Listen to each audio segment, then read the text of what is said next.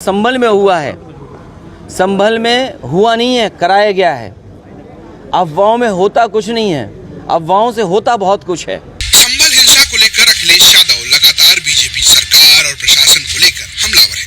वो चाहे दिल्ली हो या यूपी के अंबेडकर नगर में हो, जैसे ही मौका मिलता है वो संभल के मुद्दे पर सरकार को घेर लेते हैं। अंबेडकर नगर के एक कार्यक्रम में पहुंचे सपा अध्यक्ष अखिलेश यादव ने एक बार फिर यूपी की बीजेपी सरकार को घेर लिया। उन्होंने आरोप लगाया कि दंगा जानबूझकर कराया गया है। संभल में हुआ है, संभल में हुआ नहीं है, कराया गया है। अफवाहों में होता कुछ नहीं है, अफवाहों से होता बहुत कुछ है। अगर पूरा घटनाक्रम आप देखेंगे, पहले तो 19 तारीख को फैसला सुनवाना कि उसका सर्वे होगा। जब पहला सर्वे हुआ, किसी भी मुस्लिम पक्ष के लोगों को या संभल के लोगों को किसी को आपत्ति नहीं थी, पूरा सर्वे हुआ। लेकिन पता नहीं क्यों फिर दोबारा सर्वे करने का फैसला लिया गया और दोबारा सर्वे हुआ। अगर दोबारा सर्वे की बात हुई तो कम से कम वहाँ पे जो जिम्मेदार लोगों थे उनसे बातचीत करनी चाहिए थी प्रशासन को, लेकिन बातचीत नहीं की। और फिर जो सर्वे टीम गई थी, क्या उसमें बीजेपी के कार्यकर्ता नहीं गए थे? सच्चाई तो ये है जो प्रशासन छिपा रहा है कि जितने लोग उसमें गए थे सर्वे में, पीछे से नारे लगा के जा रहे थे। जो नारे लगाने वाले थे उन पर कितनी कार्रवाई की है? क्या नारे लगाने वालों पर मुकदमे दर्ज हुए? क्या नारे लगाने वाले जो सर्वे टीम के साथ गए थे, क्या बीजेपी के कार्यकर्ता नहीं थे? क्या प्रशासन की आंख बंद है इस बात को लेकर के? और सोचिए आप पीजीआई में जाइए, नौकरी कहाँ की मिली? राजस्थान के लोगों को। आप लोहिया इंस्टीट्यूट चले जाइए लखनऊ में, वहाँ पर नौकरी किसको मिली है? राजस्थान के लोगों को।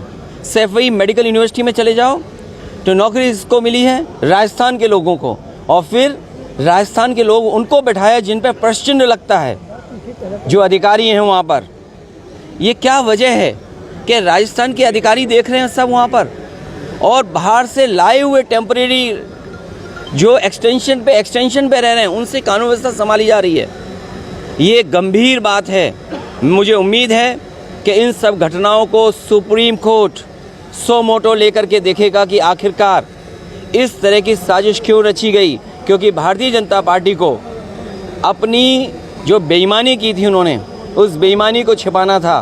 कोई दिल्ली का रास्ता इसी तरीके से दिल्ली तक पहुंचा था, कोई इसी तरीके से जहां पर अमन चैन को ख़त्म कर करके, भाईचारा ख़त्म कर करके दिल्ली तक पहुंचा था। आज लखनऊ वाले भी उसी रास्ते से दिल्ली पहुंचना चाहते हैं। ये दिल्ली और लखनऊ की लड़ाई है जिसमें जनता पिस रही है। ये लखनऊ और दिल्ली की लड़ाई में जनता पिस रही है। और सच्चाई तो ये है, अब देखते हैं कि राजधर्म कौन अपनाएगा, राजधर्म पर कौन चलेगा। ये हमें और आपको भी देखना है कि राजधर्म का पालन होगा कि नहीं होगा। इस बार लगाते हुए गए हैं। अगर पुलिस सीसीटीवी दिखा रही है तो अभी इंटरनेट खुलने दीजिए, न जाने कितने वीडियोस निकलेंगे जिसमें पुलिस के भी ऐसे वीडियोस होंगे। और सच्चाई तो ये है कि जो बोट की लूट हुई थी कुंदरखी में, जो बोट की लूट हुई थी मीरापुर में, जो बोट की लूट हुई आपके कटहरी में, आप में से कितने पत्रकार हो जो ये बात नहीं जानते हो? क्योंकि जानते हुए भी हम चुप हैं, क्योंकि न जाने कौन सा भार ऐसा है जिसकी वजह से चुप हैं। आप सब सच्चाई जानते हो और आपसे बेहतर कोई नहीं जानता है। इसलिए मैंने कहा ये सीट जीती हुई थी जो बीजेपी ने बेईमानी से परिणाम दूसरा किया है। और जो अधिकारी हैं इन्हें कोई ना कोई तो कम से कम वोट जिस तरह पढ़ाया जाता है इसके लिए इन्हें सम्मान करना पड़ेगा।